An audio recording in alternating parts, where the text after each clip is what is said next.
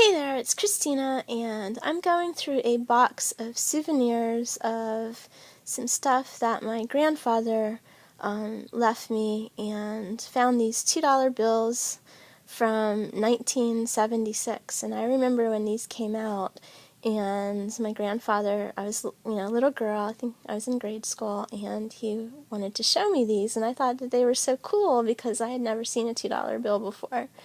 And I think shortly thereafter, the Susan B. Anthony coin came out, and we got some of those. I remember it looked a lot like a quarter, so I'm like, how, what if somebody mistakes this, for a quarter and it's worth like $1?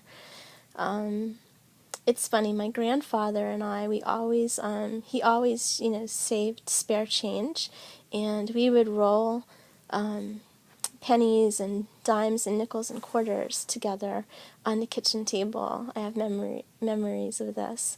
And then take it to the bank. And even as a young girl, I was like, one of the questions that I had was, why on earth do nickels like weigh twice as much, but they're worth half as much as a dime? And I never have gotten an answer my whole entire life. I still haven't figured that one out. If you know, leave it in the comments below, because I have no idea. But I came to realize that what I really liked were quarters, and then my grandfather was like, they used to be silver, and he told me all about how coins, started off being silver before they were striped with copper. And he showed me some silver dollars and silver half dollars and silver quarters too. So really early on, I think I was in maybe second grade. It was either second, third, or fourth grade. I began a coin collection and became really interested in money and stuff like that. And my grandfather was a strong influence that way because he owned a business. He actually did several things. He owned a hardware store with his brother, and we were always there. And we would go to Pittsburgh in a big pickup truck to get, stuff wholesale for the hardware store, and we'd bring it back, like stuff in bulk. It was almost like a Costco for hardware store stuff. And being a girl, I don't know. I didn't like everything that was in there, but I knew but one of the things I had an affinity for was the paint section, the brushes and the colors, so I guess that means I liked creative stuff. And I also liked the grass seed for some reason. I think it just seemed like it was just so fine, and, obviously seeds are like the beginning of new, beautiful grass. I don't know. But those are the two things I remember being attracted to very naturally in the hardware store, versus all the other sort of manly tools and screws and... I loved the key making machine, particularly the gold dust. See, like all this like stuff I think is symbolic. And I know it wasn't gold, but it was brass, right? Keys. But I loved how it like made all this gold dust, and I just felt rich, like just running my fingers through the gold dust. Anyway, gosh, I've got great memories of my grandfather, and it, we would always roll coins together because he had so much pocket change. And we didn't have Coinstar machines back then, so we had to roll them and take them to the bank. And I couldn't even see up over the counter. He would hold me up. And then he'd let me keep the money, which was awesome. And then I got to spend it however I wanted to. So this video started out just wanting to show you $2 bills, but it reminded me of a lot of different things that my grandfather was really teaching me in grade school. And he had several businesses other than the hardware store that he did. He would audit the financials, like the accounting stuff, for the county every quarter, like an independent auditor. And we would also go around together to make sure that the scales of the county were calibrated. It was a quality assurance program to make sure that the scales at the post office and at the truck scales and the deli scales, like anywhere that there was a scale that would come up with a certain weight, and then people were charged for it, we had to calibrate it so to make sure 1 pound actually was 1 pound. So we had this little box of calibrated weights. And we also went to the part of that program of it was called Weights and Measures, where we would go to the gas stations too, and we had a precisely calibrated 5-gallon drum, and we would make sure that 5 gallons really was 5 gallons so that none of the consumers were getting shortchanged.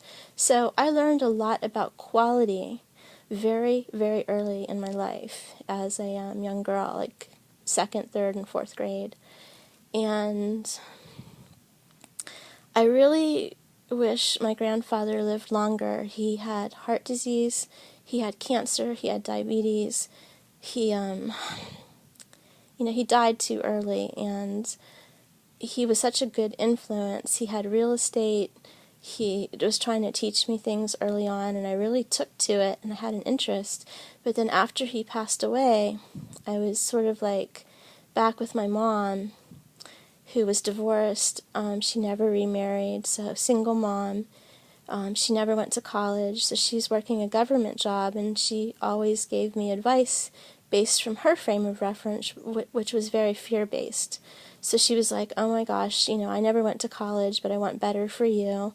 I don't want you to struggle like this or have to worry about money, so you want to go to school and get a good job. Now, how many of you have heard that advice?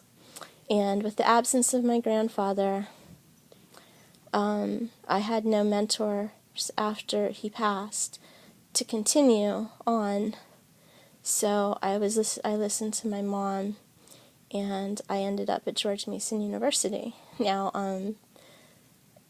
I guess it was a good stepping stone, but sometimes I wish that I hadn't gone through all that, because it took me more than 4 years to complete my degree. I was working and going to school at the same time, and I really don't feel like it qualified me to do anything, because everything that makes me marketable today is something that I learned outside of school.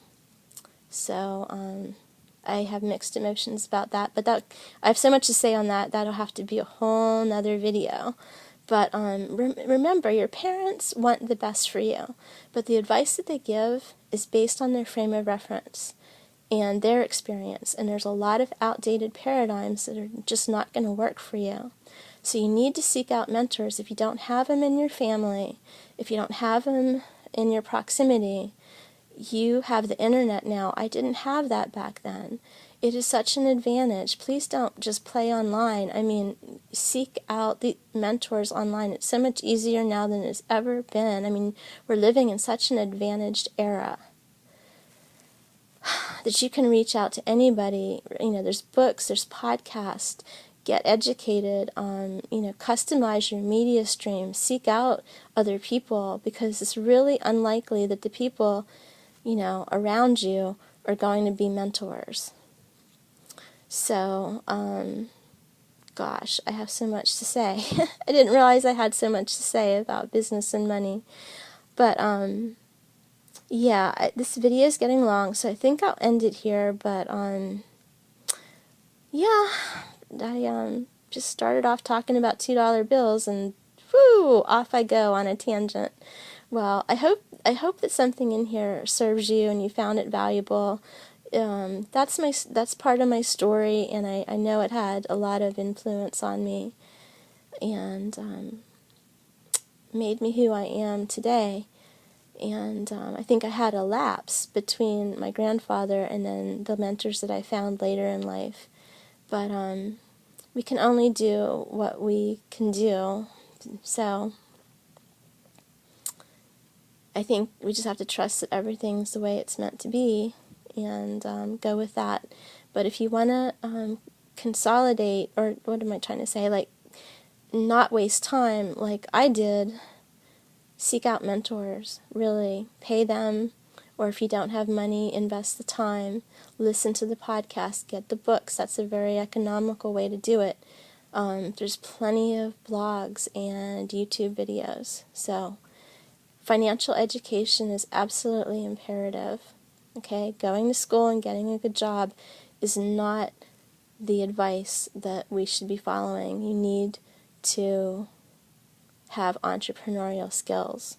You need to develop them, practice them, and master them.